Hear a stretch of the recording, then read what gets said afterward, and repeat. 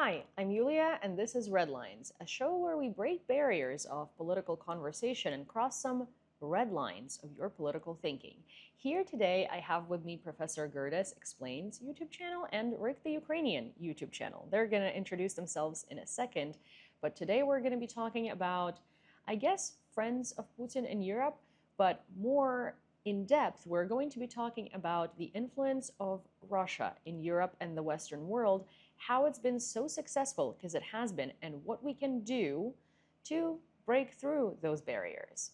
Maybe you could introduce yourselves, and I guess we'll start with Professor Gerdes. Sure. My name's Darren Gerdes. I'm just a professor that started looking at what the Russians were doing to Ukraine early on in the war and said, I've got to do something. It's falling out of the news, and so hence the birth of Professor Gerdes Explains on YouTube. That's nice. I'm very happy that academic people are explaining it in the United States and that it's being talked about. Rick? Yeah, hello everyone, I'm Rick the Ukrainian. Everyone who's watching, not you guys, I said hello to you previously. But I am from Makivka, Donetsk Oblast. I lived in Russian occupation. Now I am a fundraiser. I think that's my main goal, to raise funds for Ukrainian army. And I am known by transparency, and my community is very, very supportive of Ukrainian army. So we achieve some good results. And, also I try to fight Russian propaganda with my experience living in Russian occupation, also with dubbing the interviews with Russian prisoners of war, of Zolkin and Karpenko, Ukrainian journalists, because I really see that there's a demand in the world to know what's inside the head of Russians, and those interviews, they give a great perspective, but they need some work on the dubbing because the initial one, which is automatic, isn't really good. Yeah, and you do a very good job fundraising and you do a very good job dubbing. I mean, that's how I know about you. So, Thank you. well, so today we're going to talk a little bit about, I guess it's a little similar to occupation, but not quite, because that's what Russia is technically trying to do with a lot of Western countries, and we are seeing a lot more Russian influence pop up in these countries. Like, Fico saying that he's going to block Ukraine's EU accession, and Orban constantly blackmailing the EU with a lot of things, but also namely Ukrainian accession to EU or NATO. What do we think? I mean, I know how this happened, right? But what do we think people don't realize about these events, and why do we think a lot of people in Europe and in the United States do not see how Russia is installing and manipulating them through these leaders? Professor, I think you should go first. I was trying not to interrupt. So, yeah, I think that Putin knows that if he can split off just a couple, maybe a few um, Europeans, he can block NATO ascension. Like, he understands that. So he's got Orban already working there, and Orban's already chummy with Putin. It looks like Fico is in that same kind of camp, but there's a little bit more to the Fico story. I think Fico was actually, as I was reading the news articles about that this morning, again, he's meeting with the prime minister from Ukraine today, and what they were talking about was cutting off the supply of gas from Russia to through into Slovakia, and he really wanted to stop that. So I think that's a lot of the rattling that was going on today was because of that primarily. So he's not trying to win friends; he's trying to kind of force them into it, which will be remembered on the other side of the war, because this is an existential threat for the Ukrainians. This is not something that they can just go, oh, you know what? Yeah, sure, you can have that. That's all right. They've got to do something with this. So I think it's a bad move, but Fico could potentially hold it up. But you've got to understand, NATO is you have to have unanimity in order to be admitted into NATO. So it could be as bizarre as the U.S. Senate holding it up. Now, in its current composition, the U.S. Senate has enough votes to get it through, but we don't know what will happen in 2 years or 4 years or right around the corner. So it's a tricky path in any way. Rick? Well, okay, no problem. My turn then. Guys, we see this sabotage from Orban since 2022. Now Fico is joining the club, and it seems like Putin underestimates the power of European Union. The European Union managed to bypass all the blockings that Orban was putting on Ukraine and his administration, in terms of issuing funds to us or giving us the invitation to, or to European Union, but also starting the negotiations. They were blocking everything. I think the main problem of EU these days is the speed. They lack speed. They have this slow bureaucratic machine that Orban is abusing, together with Fico. And Fico, I think, this today's meeting with Ukrainian Prime Minister Shmyhal, confirmed that Fico is not even willing to go that far as Orban does, and to blackmail EU with every possible chance that he has, block any initiatives to support Ukraine. Fico doesn't do that. Fico is saying that we're not very happy about you coming to NATO, joining NATO. But in the end, I think if NATO has the will to pressure them, Fico and Slovakia, they can easily make the decision. The main problem with NATO, in my opinion, is US. US doesn't want Ukraine to be in NATO currently, unfortunately, because it's risk of nuclear escalation for them. The scary one. So. But it's impossible with Biden's administration, so we just gotta wait until January and see what's gonna be next. We are right now on the very, in the point of uncertainty about everything because of the upcoming U.S. election and how they will go, how consequential they will be for the whole world. We will see. I don't want to speculate what's going to be if Kamala comes um, to the presidency or Trump. We'll just see. Not so long left to wait.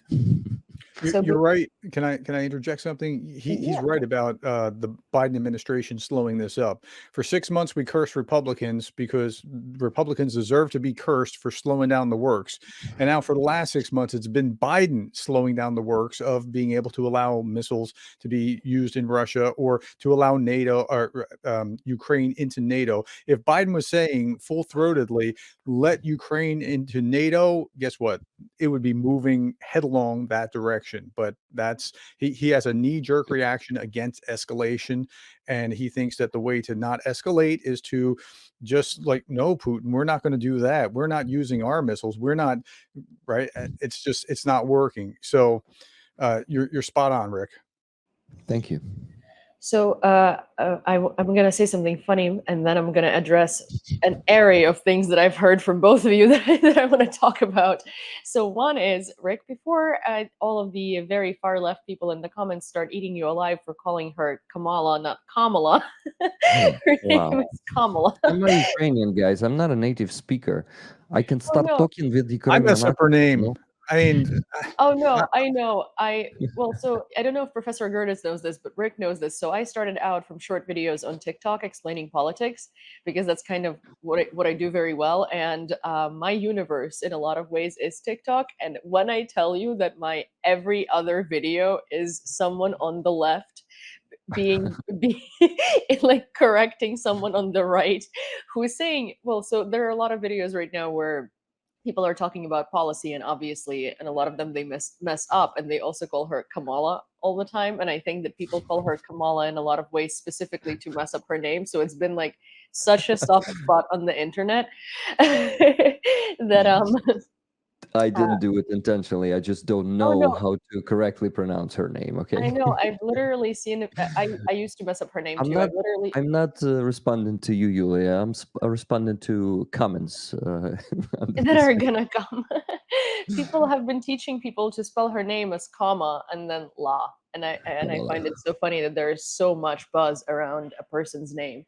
But I do agree a lot with Professor Gerdes. I do agree a lot with you too. But I would say that you mentioned that that like the EU managed to bypass Orban and Fico and all of their attempts to block. So they did, but with a lot of blackmail. And what that does do is it Mhm. slows down the process, and they don't necessarily bypass them. They have to agree with them. And usually it's some sort of Hmm. blackmail for budgets. For Yeah. instance, Hungary is the lowest contributing country to the EU, but one of the highest consuming countries in the EU, which means they don't bring a lot into the union monetarily, but they take a Hmm. lot from the union monetarily, Yep. which in reality they take a lot from Germany because Germany is the highest contributor.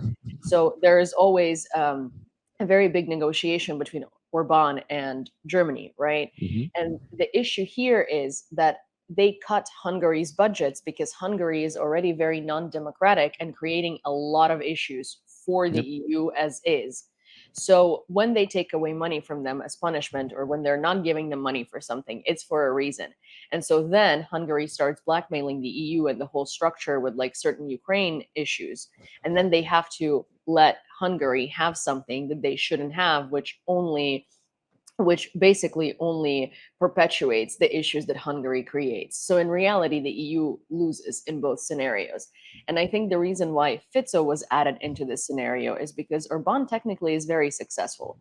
But you are right in that the EU is finding some ways around his sort of his like Blackmail. actions. Yeah, but then if there are two, that's harder. And that also causes a lot more chaos. Which brings me to something Professor Gerdes might answer.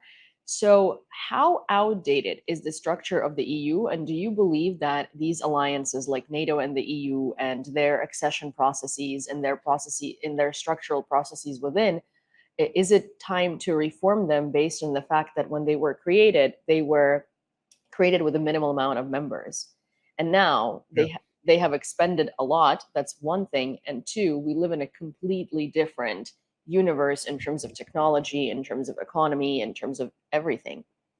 Yeah, so I'm not gonna tell the EU what the EU can or can't do since I'm an American, but I studied the Constitutional Convention and ratification debates for my dissertation, and they argued about this kind of thing, right? Should they have unanimity? Should they have a majority vote? Should they have a supermajority? So a simple majority gives the majority the right. So you want majority rule and minority rights, right? You don't want to trample the minority, but you want the majority to rule.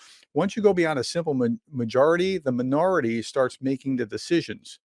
And so now there's a place for having this, like you want a super majority to make sure you're really, really, really doing something right with like a constitutional amendment. And so, but the minority can break that. So, and here in the system that we have here, where to join NATO, you have unanimity. Well, you kind of want that because you don't want to let anyone out. But at the same time, if you have the minority, the smallest minority, one country can block that what everybody else wants. And so it's a really tricky place to be. But I think your analysis, Yulia, was spot on. I mean, there's no nothing that I see that's wrong with what you said. So but I'm not gonna tell the the EU what to do. Yeah, of course. I mean, it's hard for any of us to tell the EU what to do, right? I usually speak on the behalf of both America, like the United States and Ukraine, because I've lived here for 13 years. I consider myself quite American, but also I'm Ukrainian, and it's like both sides don't want to butt in because don't want America to be blamed for anything, and don't want to butt in because we're technically trying to join the EU, so it's not like we can dictate what they need to be doing. But I do think that these policies are quite outdated, especially looking at at the world as we see it today, and Orban and Fico and blackmail, and also the Yeah. general unanimity rule. It might have worked when there were 8 members or 10 members, but it doesn't work when there are upwards of 30, because it's Yeah. also it's even if we look at it from in the layman's terms of like high school cliques, right?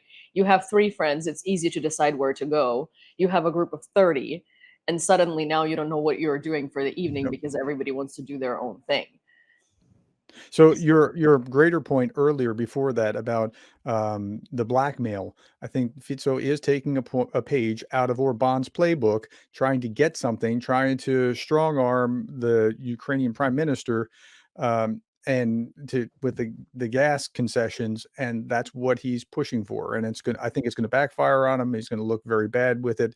Might look okay in his own country, but it's going to be remembered by the rest of the European Union. By the way, he didn't say that he was going to block the European Union. He's behind Ukraine joining the European Union. He's against them joining NATO. But Putin didn't invade because it's European Union protection. He invaded because they're not under the shelter of NATO, and that's the key here. Well, I I don't think know if it's a translation issue, but he said today in the news, how I read it about Fico's statement, he said, "We are cold about Ukraine joining NATO. Not like we're against it. We're just cold. We don't like it, but that doesn't mean that we won't let it happen." Basically, in NATO, I think the biggest facilitator is US, so they decide the most, and everyone else will just adapt. But that's my unprofessional opinion. You guys know a lot more than I do about that. That was the English translation too. The cold about Ukraine. Yeah, Same, yeah. that's how I read it as well. In Ukrainian, yeah, то було холодно, ставимось. Yeah, I mean, well, he said a bunch of stuff before this article, right? That points us to understand that he is going to try and create problems. Also, these sort of, like these press releases are there specifically to put out a certain idea into the universe. You're right, Professor Gerdes. It's Orban who has been talking about the EU and Ukraine's corruption and the rights of Ukrainian Hungarians, which I find very funny because. I mean, we're talking about Hungary, which is one of the most corrupt countries in the European Union at this point. And that's an interesting thing that's an interesting point to us talking about we can't tell the EU what to do, but taking away the fact that we are not in the EU from your professional standpoint, right? So when Hungary joined the EU, it was a fully democratic country that was just starting out. Now it's, well, we see what it Backsliding. is. Yeah, it's Yeah. backsliding and it's falling into fascism and it's falling into a dictatorial rule of Orban for quite a long time, right? So it's not like something that's just starting. It's a clear path, like we see the trajectory and it's only going downwards. A lot of that is happening in Slovakia now, and then Turkey and NATO, right? When Turkey joined NATO, it was a very democratic country, it was prospering. Then then Erdogan came to power, and it's a very different situation. So there is no procedure of expulsion and there is no procedure of punishment, right? But one of the key points of joining the European Union is to be a democracy. So what's going on there? Because a lot of countries that are in the EU right now are arguably no longer democracies. So rather than answer your question, I want to answer a question that I've been wrestling with, if you don't mind. And that is, I look at Hungary and I think, somebody mentioned, one of my viewers in a comment talked about, well, the reason that Hungary is like they are is because they kind of admire the Russians trying to recreate their empire. I'd like to get your thoughts about this, because you think about the Austro-Hungarian Empire, and it dipped down into the former Yugoslavia, and into Ukraine, and it kind of misses the good old days of when they were a reasonably dominant force in the area, and they kind of haven't shaken the mentality that the Russians have about empire. Correct me if I'm wrong about any of that, but if that is correct, is that part of what's going on here? Is that part of what's causing them to be really chummy with the Russians? I think with Orban, for sure. I think that so it's Hungary is a bit of a different situation to Russia because the population is not nearly as brainwashed.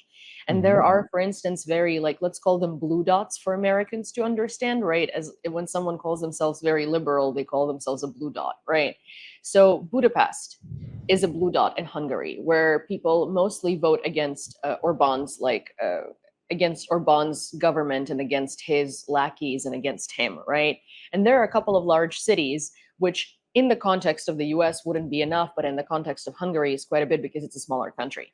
So they're very divided. They're very 50-50. Orban, obviously, when he says that he won with a landslide, it's a lie. He did not win with a landslide.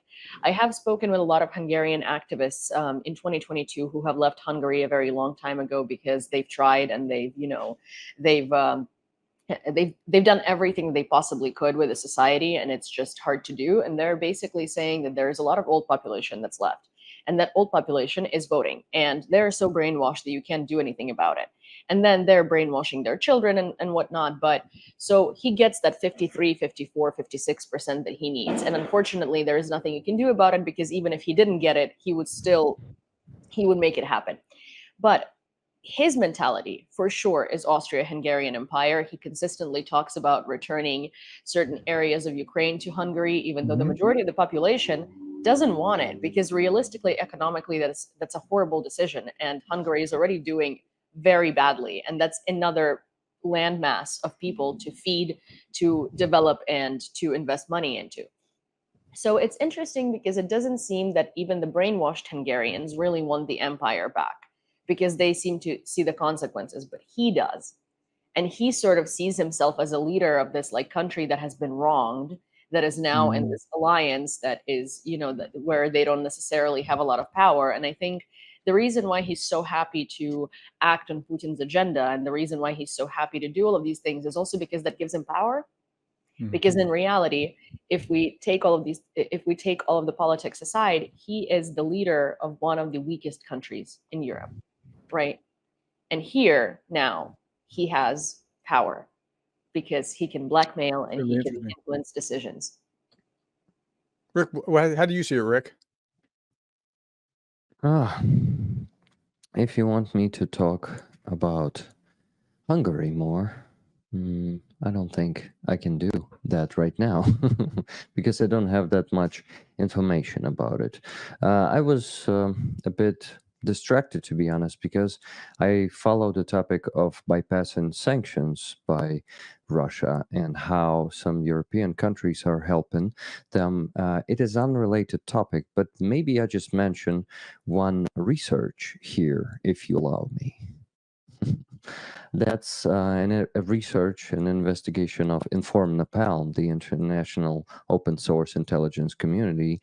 Well, basically, they most of their members are from Ukraine and also from occupied territories, and they are constantly investigating also how European countries help bypass sanctions. And one of the recent of their investigations is about two companies from France actually working with a Kazakhstani company who is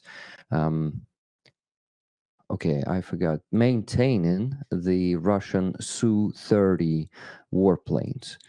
And they've actually emailed those companies asking them to explain the situation. One first company is Thales. I think it's pronounced this way. It's a French name. And they were pretty transparent, and they even let publish their replies. And Inform Napalm was pretty satisfied with their replies and said that it's this company may really want to follow sanctions, but Safran, the second company, or Safran, for France, the military company, they were avoiding all the questions, and basically said nothing, which gives a worry that that company keeps working, like doing things intentionally, probably helping Russians intentionally. We can only assume, but the further investigation is needed. So it's not related to Orban or Fico, but I think it's related to NATO being accepted to Ukraine. Yeah, that's the right way to say it. NATO being accepted to Ukraine. you know, is that a lot of companies, military companies, in my opinion, have their lobby in NATO. Because the military power of NATO countries depend on those companies, and many companies may want to make business with Russia because it's a kind of resourceful country, who you can do business with. They basically, that military corporations rarely have some moral principles. It's business. They need to make profits, and with Russia, profits could be big, especially if it's a ally of China, and with China, profits could be even bigger. Yeah, Budanov was just talking about that with it's going through Hong Kong and China in a large degree. And I was showing charts the other day of every European country and how pre 2022, you saw the trade with Russia, and then for most of them, it dropped like a rock and then was kind of low, including Germany. But if you look at Germany and their trade with Kazakhstan, it went up astronomically. It was so they're going around these sanctions by trading with the stans and going through China, Yeah. certainly. We 100% need to sanction Kazakhstan and Georgia and quite a few countries around Russia that are aiding in these sanctions. But for the military companies, South Korea would be a huge client, right? Russia is not even as much as a client as like China is, because Russia, it doesn't quite maintain its equipment as much. Well, even based on, let me put it simpler. The US is a bigger client. Germany is a bigger client. Yeah, China is a big client. Russia is not that big of a client. It seems like a big client, but in reality, in numbers, it really is not. So a good way to combat it, right, would be offering these countries contracts with South Korea, which the US can influence, would be offering these countries contracts with Italy, with Germany, with other places. But we're not necessarily interested in doing a lot of work, right? We're interested in cutting corners and making it work publicly. So that's the upsetting part. As you're And talking, oh, I'm sorry. yeah. Go ahead. As you're talking about cutting corners, I'm thinking about the large number of Russian generals who have been caught up for corruption, and half of me is happy to see that, and the other half of me is like, no, don't catch them. Let them continue to eat the thing out from the Exactly. inside. They've hollowed things out in such a way that, like, you really thought that you were this big, but you're really not quite so big and tough, and that's been ongoing for many, many years. So they're just now seeing the results of that in this war because they thought they were a lot bigger and badder than they were. I have like a very real life example for your everyday folk of how Russia sanctions on Russia don't work. I was in New York. I'm in New York. I was walking around the street the other day. Well, yesterday actually. I was in West Village, which is like a trendy neighborhood, right? There are lots Mhm. of like trendy people, and I found a coffee shop that's actually from Brooklyn, which I have a very hard time finding coffee here. I'm from Lviv, so we are very, very coffee snobbish, and in America, coffee is already not as good as in Ukraine, and let alone Lviv. Anyways, that's a seg to a very different subject. But I found a coffee shop that I really like. They used to not exist in the West Village, and so I was like, okay, well, let me walk in there. So I'm kind of like waiting for my latte, and I hear a Russian speech out of the corner of my ear. And Mhm. I'm like, And this speech sounds it's like very Moscow speak. So it's kind of dragged out. Like, think about a Valley girl. So this Yeah, accent of Valley girl, but if you layer it onto Russian, that's how people from Moscow speak. So if you huh, grew up it's very like dragged out. It's very like, sure. it kind of sounds like this, right? It's very raspy, sort of. Ukrainians hate it because it sounds Oh very, yeah. very, yeah, it's really annoying. But so you don't get that accent if you were born in the US and you have a Russian family. You don't get that accent if you moved a long time ago. You get that accent in Moscow. That's a very, very Moscow accent. So I was like, so this is someone who came here not a long time ago, right? So I'm just waiting for my coffee. I turn around. There's like a thing. There's like a little shelf with those like these types of things that you can look at. So I was like, okay, I'm gonna look at tumblers and listen in a little bit more. And these are two guys who are maybe 18, 19, I would say. At most, they're 20. They're both dressed top to bottom in very, very expensive designer clothes, but I don't mean like those that you can get for like, I don't know, Balenciaga for like $800. I mean like these kids probably were dressed in more money than my apartment would cost to buy out in New York. Hmm. And these are oligarchs' children. They came from Moscow very recently. They have the accent. They're sitting in West Village. They're likely own or rent an apartment there. They might be going to NYU. These are all assumptions, right? But they came here now. And this is the type of money you don't make in Russia just by being a businessman. This is the type of money you make through the system. Why are we allowing these children to come into the country? And for people who are going to be like, how do you know they're oligarchs' children? Because the reason why I realized that these kids were dressed so expensively, and this is not your average everyday, like, wealthy folk from Russia, is because one of them had sunglasses that were incredibly detailed. They looked very, like, crafty. And so I went and looked them up, and these sunglasses are $5,000. So, like, Wow. so like, think from there. And it's not the only pair of sunglasses that kid has. So it's kind of like, if your sunglasses are five grand, that's more than my rent every month, right? You can imagine the Mm. type of money that these kids operate with. And again, that's the type of money coming from Russian parents. Are these parents here? Why did we let them in here? Are they in Russia? How are they getting that money out of Russia? Right? So these types of things make you think, because it's not just your annoying rich kid in West Village. It's a Russian rich kid that somehow got into America and has Yeah. the spending money to buy tens of thousands of dollars worth of stuff. How?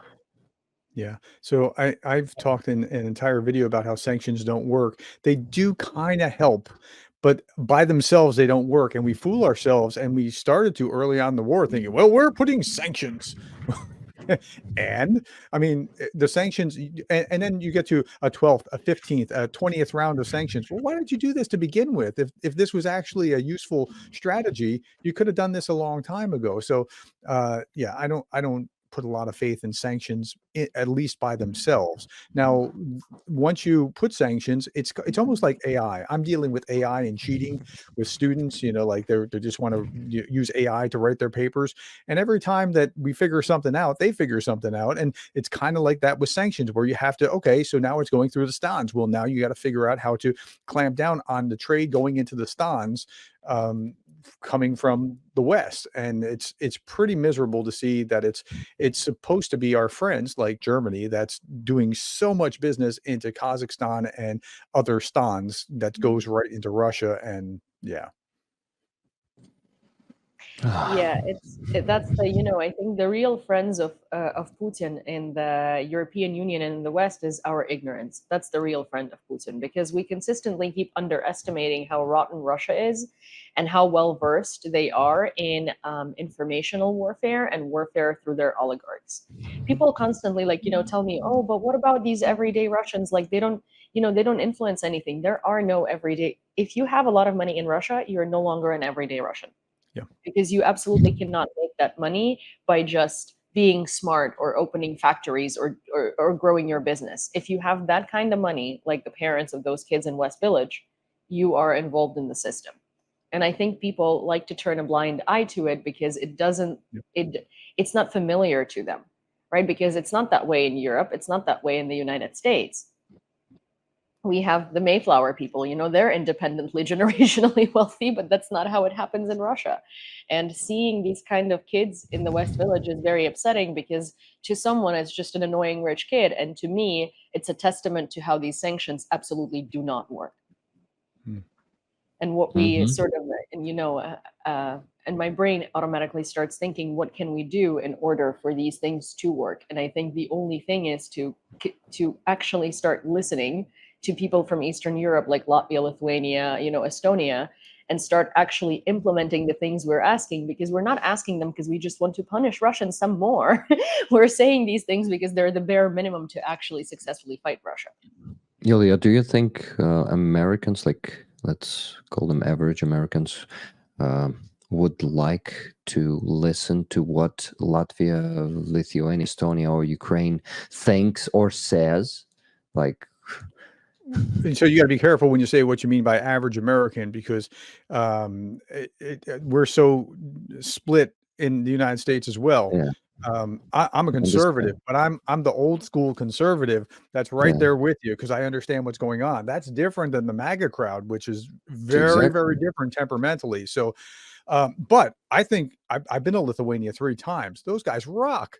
They get it, because they've lived it, right? I mean, they understand what it's like for the Soviets to cart them away to Siberia, and they don't ever want to go back there. I stood in a place in Vilnius, in a capital, where George Bush gave his NATO acceptance kind of speech, and they have a little block carved out, right? They want it. And so listening to the Baltic states, now Finland, like I remember on day 2, after the invasion, watching the president of Finland, I think it was either president or prime minister, I don't remember which, of Finland go to the White House because they were looking for assurances until they could join NATO because they understood what the stakes were. So yeah, we should be listening, but not everybody is clued in. Darren, you're not an average American. Do you understand that? You're very unusual American. Yeah, Well, so I that's wouldn't my say it's opinion. unusual. You're an academic, and you're also a very well-versed, very well-read person who's incredibly Exactly. interested in politics. I think what Rick means by an average American, while they all are very, like I guess we all have different hairs. For someone who's lived here for 13 years, like I'm in New York, right? It's probably a very different typical American surrounds me than an American that surrounds you. Sure. But in both ways, I think like your average person who like goes to work, comes back home, doesn't really watch that much news because it's only like Right. a particular it's a percentage of the population that watches the news and really like cares Hmm. about what's going on, That's right? right. A girl with her latte who has 250,000 followers on Instagram, as much as she's voting for Kamala and like for progressive policies and for everything, really doesn't care what Lithuania and Latvia has to say because she can't Exactly. find them on the map, That's right. right? So I can Yeah. tell you where part of the dividing line is because yes, sure, I'm unusual in that regard, but I think the real dividing line is age. So the girl with her latte it is paying more attention to what's going on TikTok than anything else in the world, right? But I'm 51.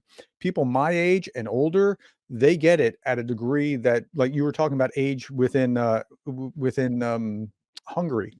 Was you talking about Hungary or Russia or something like that? Hungary is very similar in they're just listening to whatever Fico says, or I'm sorry, Orban says, and just soaking it in. Same thing is happening in Russia, where TV, like when you watch Solyov, they're soaking that up if they're in the older demographic. But it's the older demographic in the United States. Most of my followers on my channel on YouTube are older than me because and they're paying attention because they understand what the Soviet Union was and what Russia is, and so they get it because they have a memory of what's going on there, and so that's, I think, more of a dividing line than just conservative or liberal. There is a dividing line between conservative and liberal. Liberals clearly get it far better than conservatives do, well, than Republicans do. Conservatives like me get it. MAGA populists don't, and Yeah. they're taking up all the room, the air in the room. Well, there is a very clear divide now between, I think there is, you said this, right? You said it very well. It's like there is Republicans and there's conservatives. There are people who voted for Republicans because that used to represent their values. And now they're kind of like a lot of people are lost because on the one hand, you don't want to vote for the opposing party. But on the other hand, MAGA and all of the people that have been sort of put into the Republican Party no longer Yeah. represents you or your values. And It's so you're, terrible. yeah, It's because terrible. I've never been so, like, frustrated with the Republican Party ever in my life. Like, "Guys, what are you doing? This well, is not our values." because it's a whole And separate party. It's someone basically had come into your belief system and took it over and started like, yeah, started imposing their belief system and presenting it as if it was yours. But it's a complete, like if we take, right, like there is Republicans, there is Democrats, and usually these are two parties, like for instance, at least during like the Obama term or before that, for me, it was like I'm a Democrat, right? But it's not mhm, like I absolutely hated people who voted Republican. Absolutely not. It's like we're both kind of centrist, but like our it's like Republicans care a lot more about certain issues and I care a lot more about other yep, issues. And we're a bit different on that. So it's not like I just wanted to facepalm and completely like, just take someone and shake them and be like, what are you doing when they were voting for a candidate on the other side? Because it was just a difference in opinions. Right yeah, now, the people that have been put into the Republican Party are not even Republican. That's a yeah, far right fascist movement that that like made its way towards the party, and it's crazy because I was actually at Action Ukraine Summit what is it, like a week and a half ago. And I talked to a lot of congressmen and their representatives and senators and their representatives in various different offices, both on the right and on the left. And what surprised me on the right is that it seems like the majority of the people that I have spoken to, again, congressmen, their reps, and senators and their reps, who are not in the MAGA bubble, they cannot wait for Trump to never Yes. show up there again. They cannot wait for him to lose. They really don't want to deal with him. They're also interestingly not concerned, a lot of them, about dealing with him, because I think their idea is that he's not going to be able to win. But we can't really listen to, even though they probably have more data than we do, we can't necessarily just be like, oh, that's great. But at the same time, it seems like outside of his bubble, no one wants this, because Okay. it's not there. It's not. So let me try to shed a little light. So we're on UATV and you're concerned about Ukraine, and rightly so. Okay. So Trump, he's a wild card. He's probably not good for Ukraine. Could be, depending on if it looks like it could serve his interest, but I don't know. I'm not rolling the dice on that, right? Kamala looks like she's going to be much more in line with what Biden has done, hopefully would do more. Okay, let's go back to the Republicans now. The Republicans in the Senate tend more than not to be pro-Ukraine, have that kind of old school Reagan kind of, right? Like that's where most of them are. There's a few that are really MAGA, and those will consistently work against you, but it's a minority within the minority. Does it make sense? Now, in the House of Representatives, the ranking members of many of these committees are also Republican, like Reagan conservatives like me, that really want to do those kind of things, like McCall from Texas and other. But again, Speaker Johnson is in control, and so because he can control the agenda between he and Trump, those two positions are really overwhelming. And many of us are just looking forward to when we're going to have a fight for the soul of the party after this election cycle, and see how we can take it back. So that's how that plays out. So you don't want to look at anything as monolithic. The Middle East isn't monolithic. Ukraine's not monolithic. Russia's not nothing's monolithic. There's a lot of pro-Ukrainian sentiment, but you don't hear it because the loudest voices are from the MAGA side. Yeah, I mean, that's kind of how I felt when I went to Action Ukraine Summit. I obviously, having heard a lot of MAGA people on the right, and having heard a lot of like the opposite of support for Ukraine, I was quite worried going and trying to talk to Republican politicians, because for me the agenda was, let's talk to people that don't support us to try and reason with them, right? Not the crazy MAGA, but like the the more On the centrist. fence. Yeah. And I was surprised to find that most of these Republicans already support Ukraine, already signed bills, and Yeah. already try to push them. Because for me, it was a discovery. And I mean, I follow Republican politicians based on my interests, right? I'm curious. So like, I've seen some people sign certain bills, but most of the offices I've been to have been supporting Ukraine from the very beginning and have been signing bills. It's just, I think that the reason why these people are not being pushed is because that's not convenient for the party, for Trump, and it's also not convenient because that plays into the narrative of the people who just vote Republican because they're Republican, right? And it's not convenient because then you can be like, hey, but these people support Ukraine, so let's vote Republican. And it's like, but that doesn't work that way, because the people at the top don't in the party, and that's what's going to be blocking the situation. It's not just the top, it's the bottom as well, because like Russian propaganda is pushing pressure down into the grassroots, who will then spit out the same thing that they saw on Twitter about. So I'm at church the other day. I hear somebody say something that was like a Russian talking point on North Carolina not getting any assistance for the flood because we're giving too much to Ukraine. I'm like, dude, you are killing me here. Do you have any idea how unconnected these two things are? And what FEMA is doing in North Carolina is not related to, it's not because we're like, oh, we just don't have the money, we can't give it to you. FEMA is just an inept organization that does the best that it can, given that it's trying to do too much with a given tragedy, and it's way too centralized. We need greater resource. Like, it always has problems. It had problems with Hurricane Katrina back like 2 decades ago. So that's not it. But you see that from Twitter and Facebook and Instagram and all those other things. So the Russian info war is really important. So that puts pressure then up the chain to those Republicans who are like sympathetic and want to do something, but their constituents are now saying stupid stuff because they're repeating what they saw on social media. Yeah, it's like, America being a democracy on this is really, really, it has been America being a democracy, and the people having so much influence on their candidates have been like really bad for Ukraine in the past couple of months. And I say that jokingly because what people don't realize abroad is that people representatives do what people who call them in tell them to do because they want to continue Yep. being elected. But as to like Ukraine, it's actually funny you brought it up because I just posted a meme recently where it was like a Florida man or something. It's a huge meme page. Posted a meme where where Florida was marked as Ukraine, and they were like, "Oh, seems like the only way to get help these days." And it's like, okay, so here is the thing, my guy. Let's talk your language, not your Professor Gerdes, but there, right? It's like, okay, I really hope that a bunch of tanks from the 70s are going to do you some justice and really help you out, because that's what Ukraine is getting. We're not getting cash.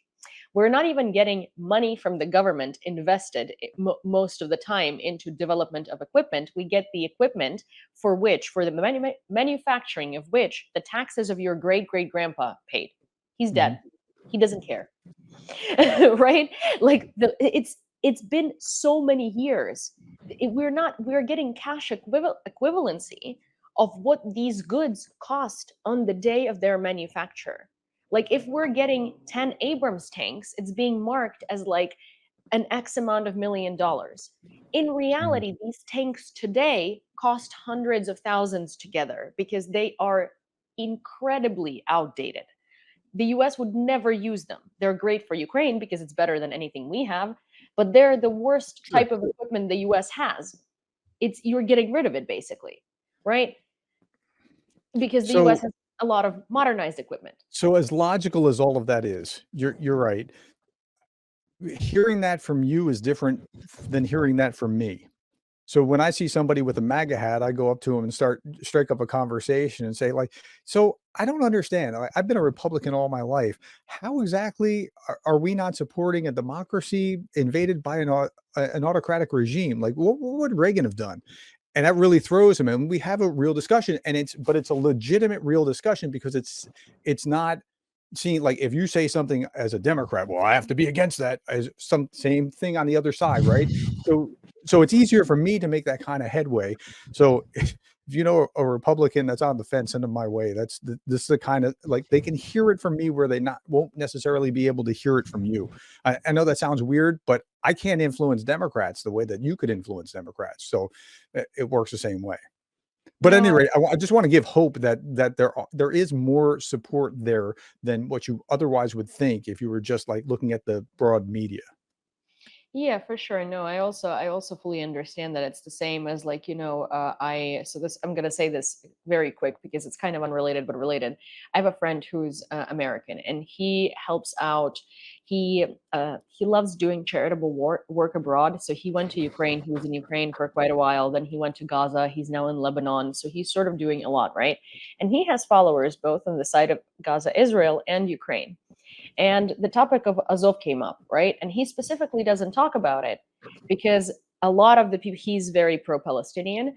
And so he thinks that if he talks about Azov, it's going to play into the propaganda where he's going to be marked as a Nazi and that he's against Jews because he's a Nazi, because Azov. And I'm like, okay, but you know all the Yeah. truth about Azov and you support Azov. I know you yourself donated to it. Like, you know the whole truth. Why Mhm. are you not educating people instead? Because your whole idea is educating people on these sets of beliefs that you have, right? And of course, he just doesn't want to touch it because it's too complex.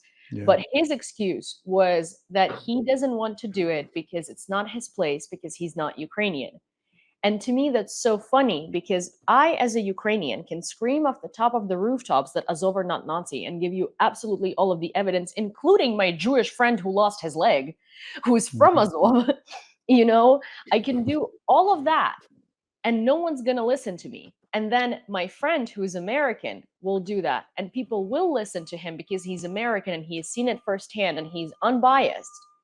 And he also has two audiences that can listen to it. One is the Ukraine supporting audience, and one is the audience that doesn't want to hear it. But he has the in with both of them, right? Mhm. And so it's so funny to me how people with so much influence and so much voice will not touch these subjects because it like kind of hurts their reputation and use the excuse of they're not Ukrainian so they can't talk about it. On the other hand, if you are not connected to the issue, but you are an onlooker who became connected to the issue, Mhm.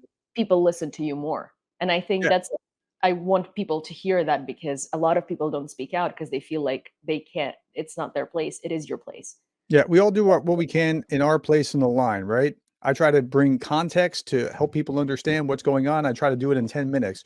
Rick here is gonna be how long were you on last night, Rick? 9 hours. 9 Yeah. hours. And you raised what?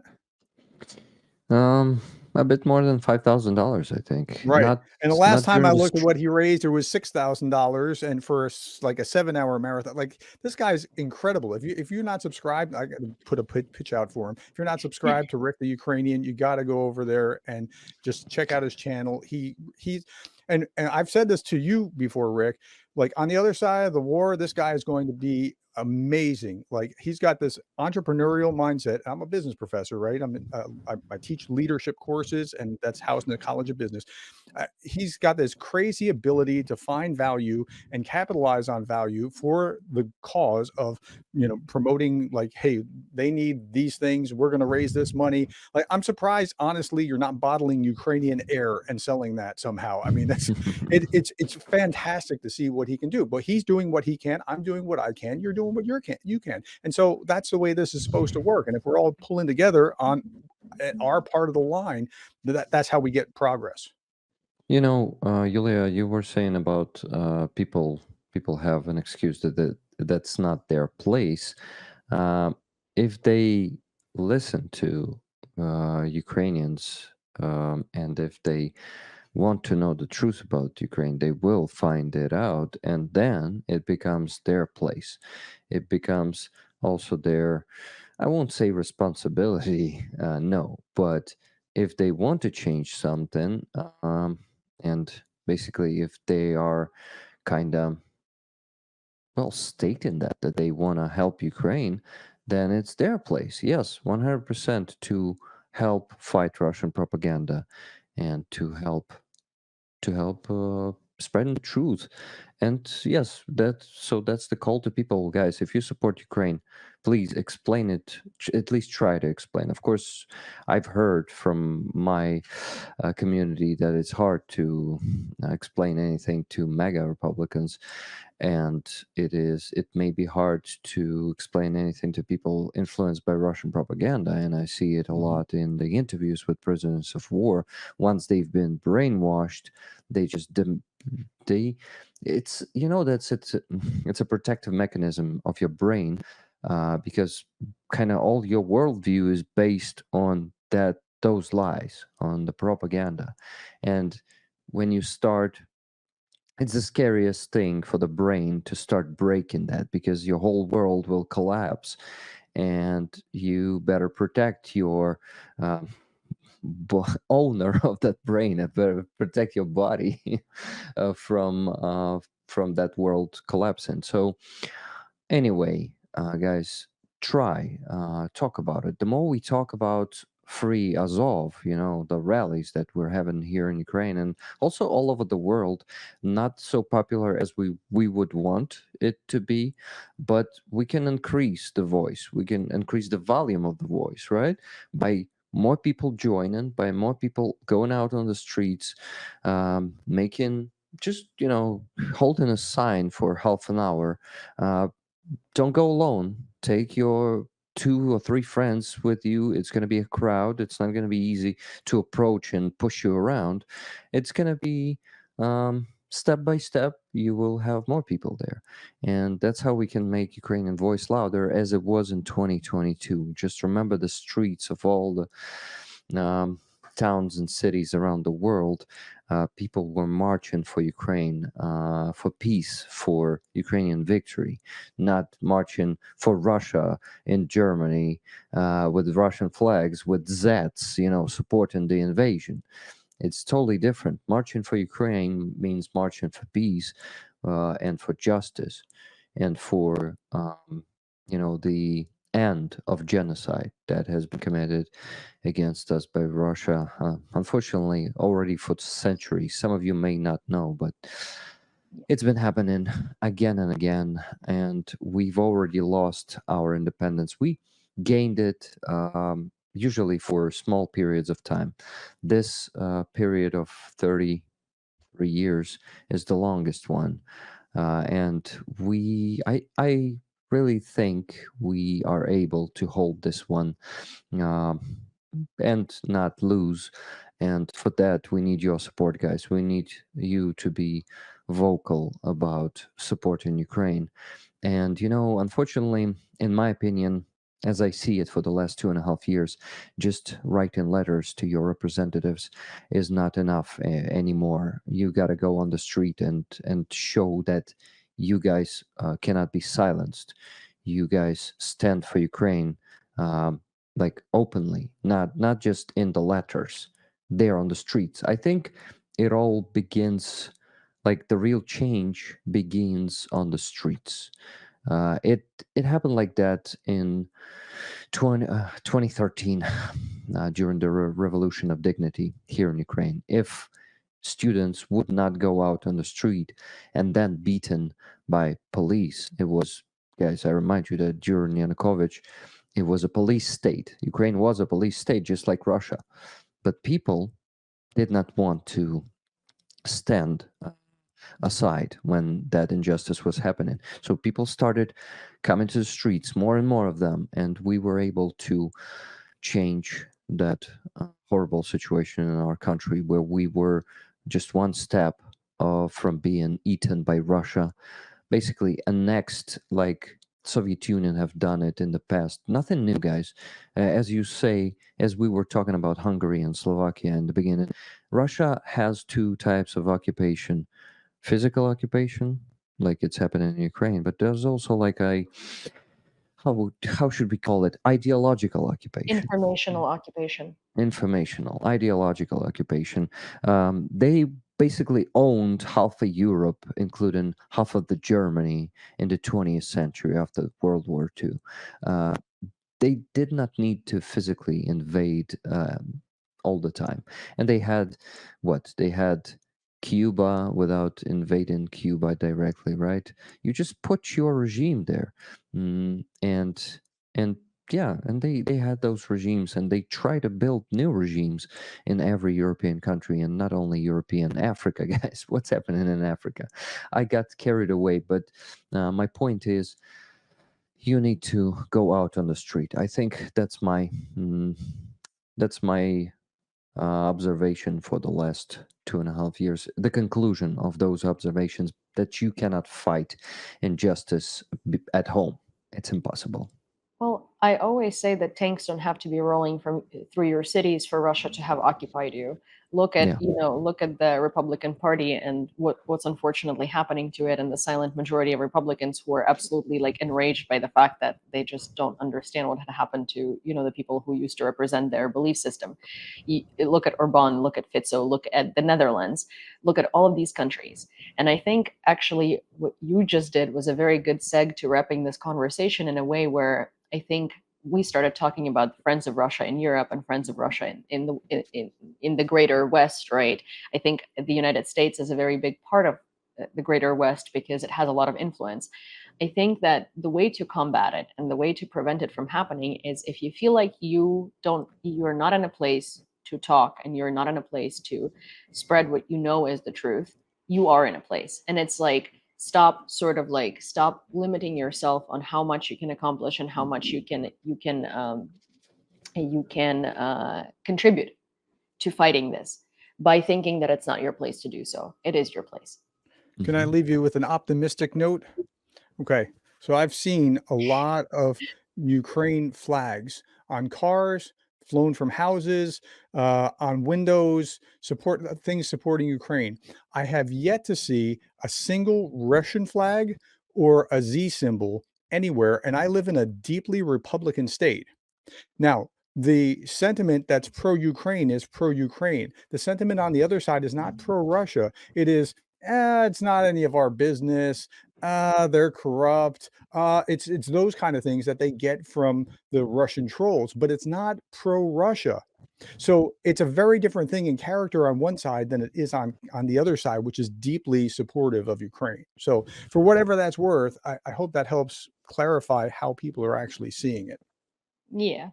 I walked by West Village, as I mentioned, and there was someone's window in like a very nice, very beautiful, West Village apartment, the type of American dream apartment, and the whole window was a Ukrainian flag, and it Mhm. said there is hope. And I just remembered because of you that I have that photo and I need to post it.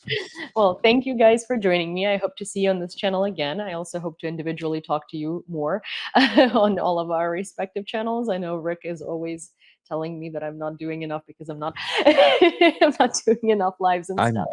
I'm Am I saying this to you, really? You're not saying it that way, but I know what you mean. I'm surprised.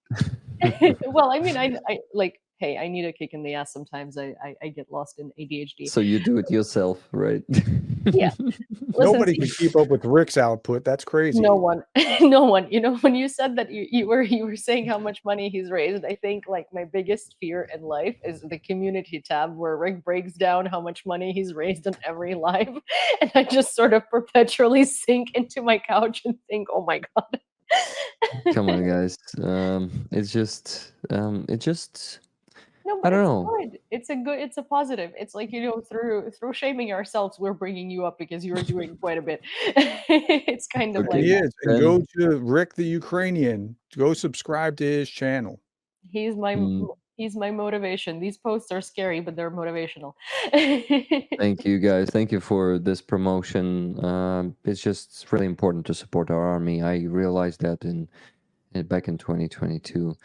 Oh my God, this year is going almost for 3 years now, and life changed so much. And I'm really happy that I am able to make some contribution, and you guys are also making that contribution and doing a great job. Thank you for fighting Russian propaganda, and well, our grassroots efforts, they combined, will definitely make that contribution to defeat Russia in the end. So, thank you for inviting me here. It was a great conversation. Thank you, guys. Thank you for being here, and I'm sure I will see you here again. Yeah. So, as I say, live long and prosper and donate. Well, as I always say, this show is meant to put fires out on the internet, but I guess with such in-depth conversations and crossing some red lines of this political thinking, we always set some new fires. But these are good fires because they get you to think. So I hope we did just that in this segment. And if you enjoyed it, I highly encourage you to follow UATV English and the Gays. Give us a like on this video and share it with friends so maybe more people can start thinking in a different light and maybe something will change in their opinions. And while you're at it, please give us a comment and tell us what you think because I read all of them and I am very interested in your opinion. And I will see you next time, crossing some more red lines of your thinking and hopefully getting you to see things a little differently. See you next time.